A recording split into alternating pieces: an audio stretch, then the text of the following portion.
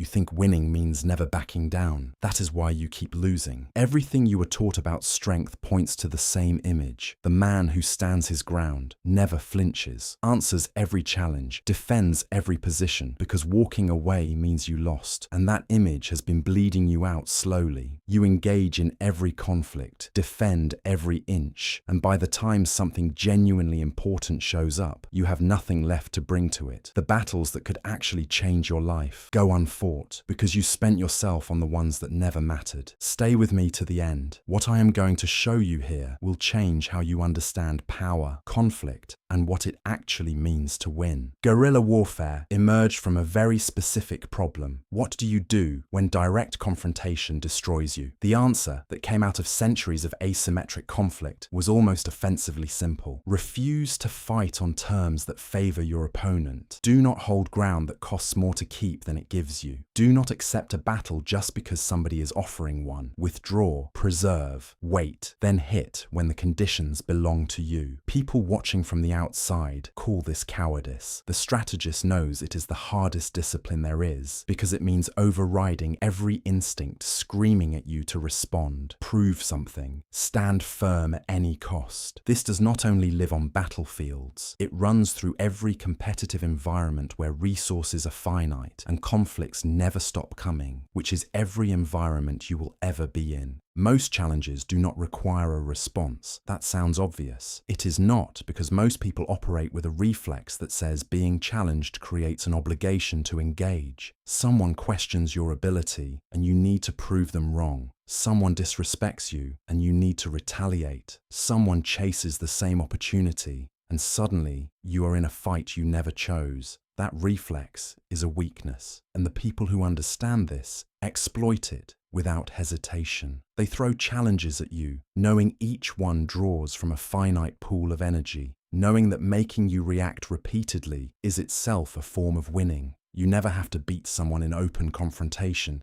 if you can just keep them busy defending. The person who can look at a conflict and ask not, "Can I win this?" but "Does winning this actually move me forward enough to justify what it costs?" is operating on a completely different level. Most conflicts collapse under that question. They are not challenges. They are dressed up as challenges. You step into them, and something leaves you that you needed for something else. Knowing that, and being able to decline anyway, regardless of how it looks to people watching, is the line between reactive and strategic. There is also a structural problem that stops most people from retreating even when they want to. They have built lives where every position has to be defended and every commitment has to be honored no matter what happens. They did it to themselves through accumulated obligations, through publicly staking out positions they now have to hold, through letting single relationships accumulate so much leverage that losing them would be catastrophic. Flexibility has to be engineered. You do not find it, you build it. In professional life, that means being careful about exclusive arrangements that chain you in place when conditions change. In social dynamics, it means keeping enough independence that no single person owns your decisions.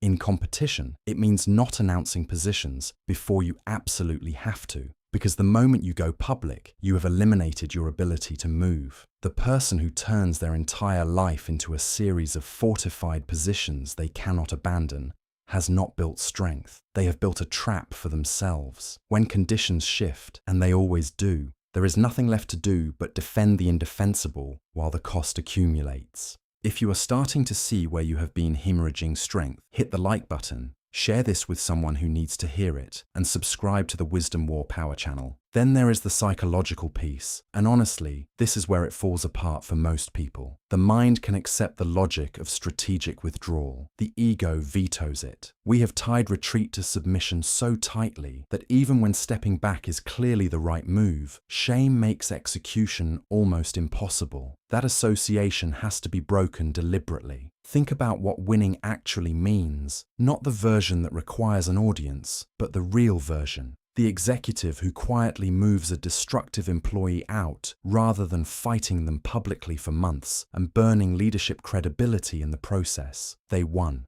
It did not look like anything. The entrepreneur who walked away from a deal that required too many concessions saved those resources for something that actually worked. The person who ignored public provocation and denied their attacker the attention that was the entire point of the attack. All of those are wins. None of them look like wins from the outside. Getting comfortable with that gap between what strategic withdrawal actually is and what people assume it is something you have to settle inside yourself before any of this works. There is a specific category of conflict you also need to learn to recognize. Not every opponent is trying to beat you. Some are purely trying to drain you. A competitor with deeper pockets starts a price war they know they can outlast. A colleague creates bureaucratic friction around everything you try to do, knowing the navigation itself costs you time and standing, whether you get through it or not. Someone challenges you publicly in a space where defending yourself means exposing something you would rather keep private, or where the act of responding validates the accusation more than silence ever could. These are not competitions. They are extraction operations. The only move is to refuse them entirely. That means accepting the short-term hit to reputation. It means letting a misconception stand because the cost of correcting it is higher than the cost of the misconception. Most people cannot get there because ego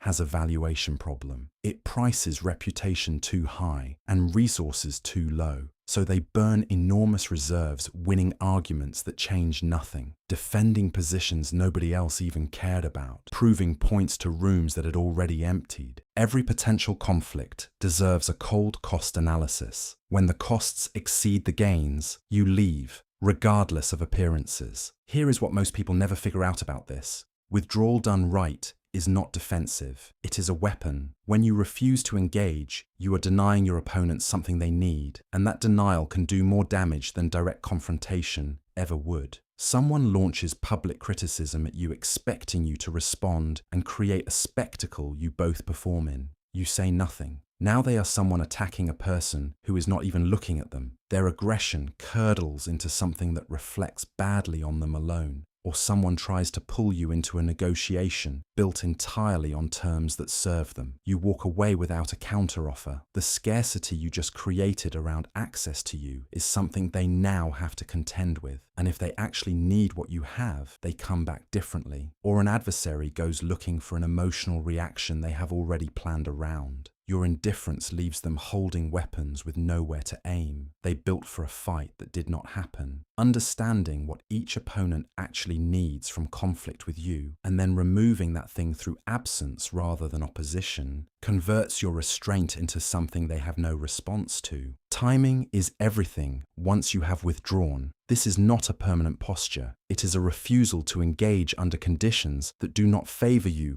while you wait for conditions that do. That requires keeping watch on whatever you have stepped away from. The battle that was unwinnable 6 months ago can flip when the opponent stumbles, or when your own position in adjacent areas has shifted the odds enough to matter. You return at the moment of your choosing. With advantages the opponent was not monitoring because they assumed the withdrawal was permanent. That is a completely different thing from avoidance, but it carries a social cost you have to be prepared for. People will read sustained withdrawal as inability. They will mistake the patience for weakness. In some cases, let them. That misreading makes you invisible in their planning right before you re-engage with something they never saw building. The deepest version of all of this is engineering paths to your objectives that cut around contested ground entirely. Rather than fighting for position within a hierarchy, you build the capability to make that hierarchy irrelevant to you. Rather than taking on entrenched players directly, you reframe the category so that their advantages simply do not apply in the space you are moving in. Rather than running political campaigns to build alliances, you generate value undeniable enough that people come to you regardless of position. Most people cannot think this way because the existing frameworks are too embedded. They compete for objectives others defined, on battlefields others chose, under conditions nobody questioned. The person who can step back far enough to ask whether the game itself is worth playing, and whether there is a different game entirely, does not win or avoid the conventional fight. They exit it completely and build somewhere the rules have not been written yet. One more thing before I close this out. Most people who claim to practice strategic withdrawal are not being strategic. They are rationalizing fear with sophisticated vocabulary. This matters because the corruption of the principle is indistinguishable from the principle itself if you are not being honest with yourself. Real strategic withdrawal has analysis behind it, clear objectives it is serving, and a genuine commitment to re-engage somewhere that matters. The person who withdraws from every difficult conversation, sidesteps every real conflict, avoids everything uncomfortable and calls it tactical, is not practicing anything useful. They are avoiding. The intellectual framing is just cover that makes avoidance easier to live with. Ego builds these narratives effortlessly, and they are convincing from the inside, which is what makes the self-assessment genuinely hard. The test is not complicated. Are you stepping back to preserve something for a fight that matters more, with real intention to use it? Or are you stepping back because you are hoping the problem disappears without requiring anything from you? Only one of those is strategy. You are the only one who knows which one you are doing. Strategic withdrawal only generates advantage if what it preserves actually gets deployed. The guerrilla force that retreats but never attacks has accomplished nothing. You are not building reserves for the sake of having them. You are building them for the moment when conditions are right, at which point you move with everything. Without that eventual strike, withdrawal is just an elaborate way of removing yourself from competition for anything that actually matters. Leave a comment telling me one conflict you are stepping away from this week and one battle you are going to fight with everything you have. If this shifted how you think about when to engage, subscribe to Wisdom War Power. We will keep breaking down how to win by choosing the fight, not by taking every one that gets offered.